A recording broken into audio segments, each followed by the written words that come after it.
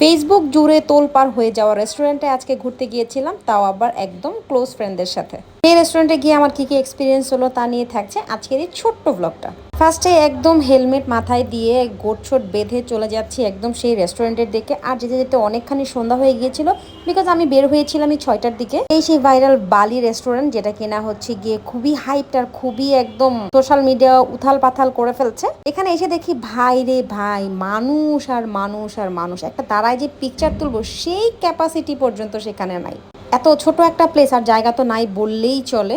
আর আমার কাছে আহামরি ওরকম কোনো কিছুই লাগে নাই, আমার কাছে মনে হচ্ছে অ্যাজ ইউজুয়াল নর্মাল। বাট বাঙালি আছে না যে হাইপ থাকলে হাইপটের জিনিসে যেতে হবে, আমিও কিন্তু সেম তাই করেছি। বাট এক্সপিরিয়েন্স অত ভালো ছিল না।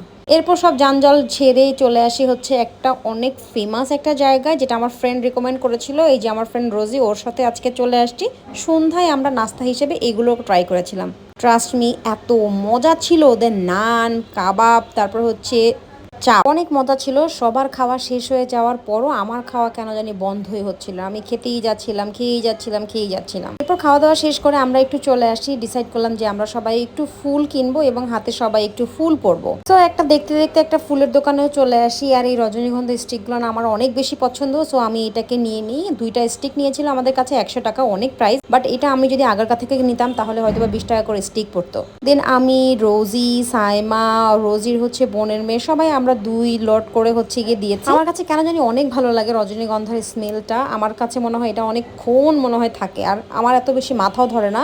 স্পেশালি কড়া স্মেলে আমার অনেক বেশি মাথা ধরে। সো আমি অনেক হ্যাপি আসলে এই 2টা মালা পেয়ে আর কি, ফুলের মালা। এই যে দেখেন সবাই আমরা পরেছি। এই ছিল আজকের আমার ছোট্ট ব্লগ। হোপসো তোমাদের ভালো লেগেছে, ভালো লাগলে লাইক দিবা।